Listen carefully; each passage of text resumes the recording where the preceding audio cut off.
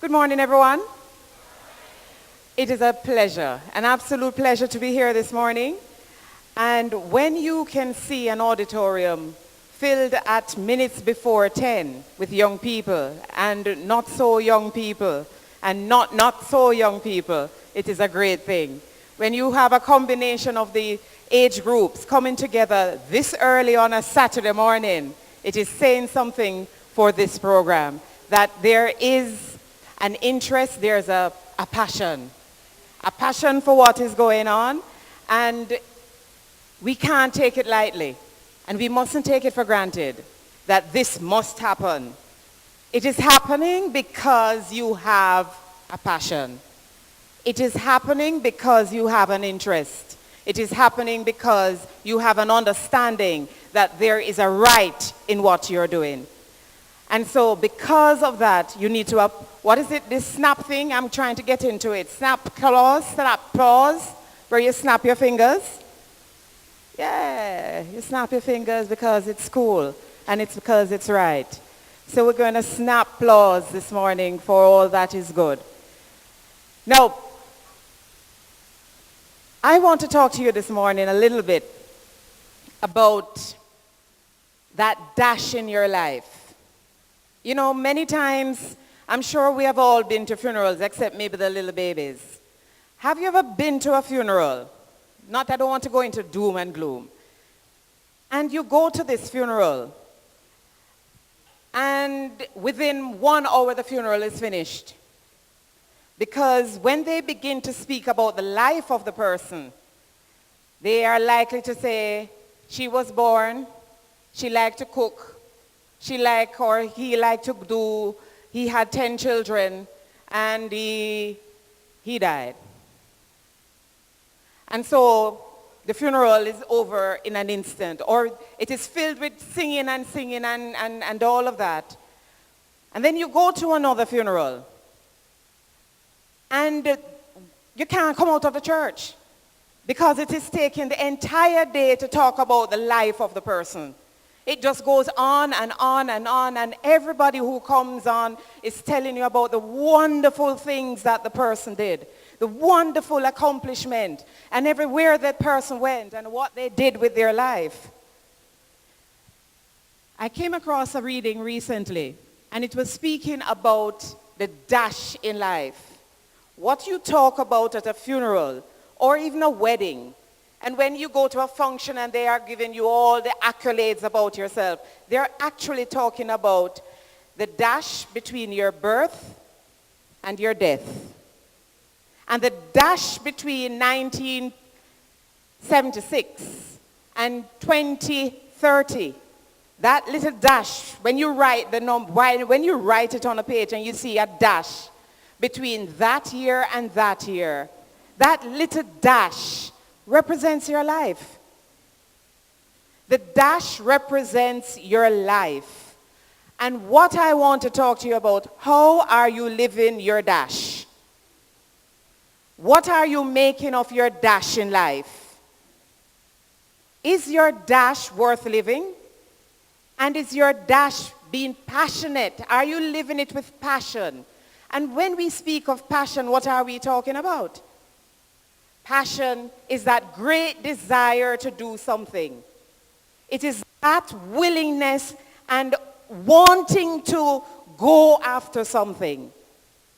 And when we say find your passion and embrace your purity, we're saying to you, find something that means something to you, something in your life that you are interested in, that you want to make something of. How can I do that? It simply starts with an interest. I am interested in clothes. I love to shop. I love to dress up. And is there something wrong with that being your passion? No, there's nothing wrong with that being your passion. I love to eat. Is there something wrong with that being your passion? No, so long as you don't go overboard and get too fat. There's nothing wrong with wanting to like food and having your passion being, because guess what? that could never be your only passion in life. It is something that you truly enjoy. You enjoy dressing up and you enjoy eating, and it becomes a part of your life. So our passions can vary. We can have different interests and we can have different understandings of life. How are you going to have a passion? What do you do to develop your passion? It simply means that you are finding a core, center in your life. What is that center for your life? Is your center God? Is your center making your life meaningful? Or is that center way off? That you have not yet found yourself, you have not yet decided, I want to be this person. I am interested in becoming somebody I like. Because sometimes, you become a doctor and you don't really like being a doctor because you became a doctor because your parents wanted you to become a doctor. Are you going after something that you really, really enjoy as a person? I love teaching. I'm passionate about teaching. Teaching is my life. I discovered that when I was 19 years old when I went to college. I realized that I was born to be a teacher.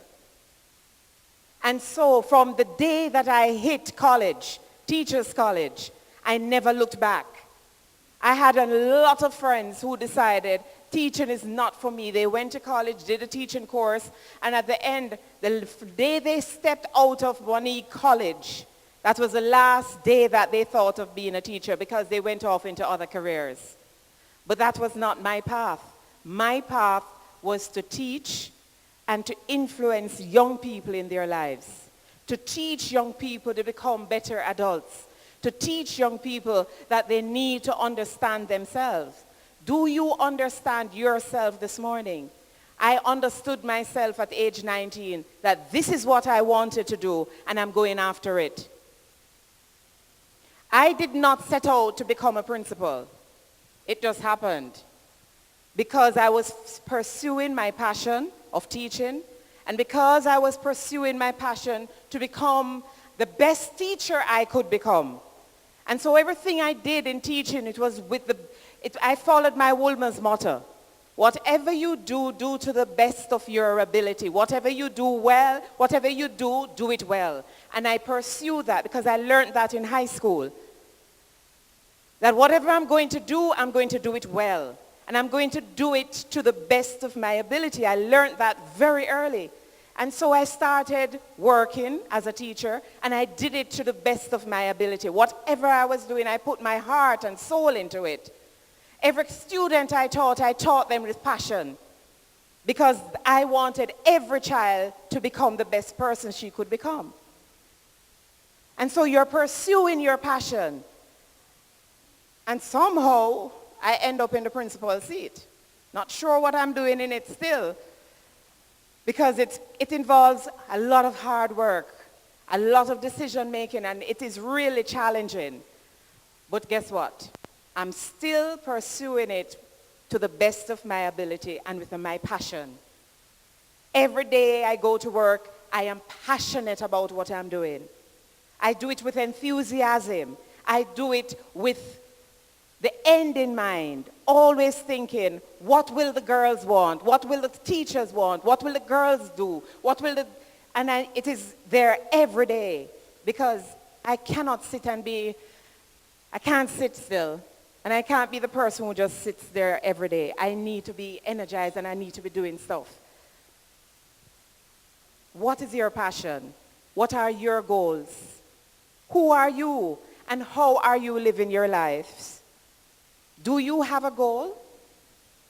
Do you understand yourself that I need to be the best person that I can become? And when you have lived 20 years of your life and you look back and you say, what have I done with my life? Have I pursued my passion? Have I pursued my goals? Will you be able to answer that question and say, yes, I have, because I have a long story behind me? Or is it that I went to school and I tried some days, And some days, and I know, there are days when you go to school and you're just in another zone. You just zone everybody out. Those are those days. We all go through those days, and you can't wait for the day to end, and every teacher that comes in the class is just so boring. And every teacher and the food in the canteen tastes bad. And my mother miserable. And my father wicked. And everybody in the life, and the conductor on the buses are all not nice. And so you go through your day and it's just a miserable day. And it's a miserable day. And maybe the next day is a miserable day again. And the next day is a miserable day again. And a miserable day for one whole week. But when will you stop being miserable? When are you going to be making that turn with your life, that your life is going to be going in the direction that you really wanted to go in? Because guess what? You make your day. You make your life. If you look at every day as a miserable day, and every day your mother is miserable, and every day your father is wicked, it is going to be so. But if you look for that small speck to make it a different day, it will be a different day. So how are you living your lives at the moment, creating your dash? Because your dash is important. How are you making decisions and choices that will make at the end of your day, when you start telling your grandchildren and your children your story, what will your story be? Will you be able to tell your children and your grandchildren, I had a wonderful life, and when I was in school I did this, and when I was working I did that? Because you must be able to tell your children and grandchildren a story, just like how your parents and your grandparents are telling you stories. And you must be able to tell the truth and don't make up no story. Don't make up no story to tell your children. So you need to start living your life that you can tell your story, that you can tell your dash in truth and in faith. And you know that this is the life that God put me on earth to live. Because he did. He didn't just put us on earth or else we would be just standing still. He put us on this earth to live life abundantly. To live life in a way that he is pleased. He said that you should be placed here, that and you are in his image. And if you are in his image, you are good, you are faithful, you are pure. You enjoy life because you are in his image. And so if you are living your life with passion, with purity, with a sense of who you are, I can tell you, it will be a life worth living. So start considering your dash in life and how you ought to be living your lives, because it is worth living. And if any day you figure your life is not worth living, close your eyes. Just close your eyes on that day. And if you see God's face, you know it's worth living. Because every day that you are here is worth living. Every single day that you have been placed on this earth from you were born to now, it is worth living. And worth living with meaning and passion. So start pulling out your dash. Examine your dash between your birth and when you shall be on this earth no more. And it may seem as if it's a far way off, because we always think that it's a far way off. But start living your dash with sense of purpose, with a sense that I'm finding my passion and I'm embracing my purity. Purity of thought and action. Purity in everything that you do. Because for every time that you think something awful about somebody, you have just blemished the purity in your heart. Every time that you think that your friend is the wickedest, or whoever it is that you come in contact with is such a bad person, you have just put a little dark spot in the purity of your thoughts. So find your passion and Embrace the purity in your hearts and lives because it is worth living every single day. Make your lives meaningful because God placed us here for that purpose. And we don't need to waste the dash in our lives.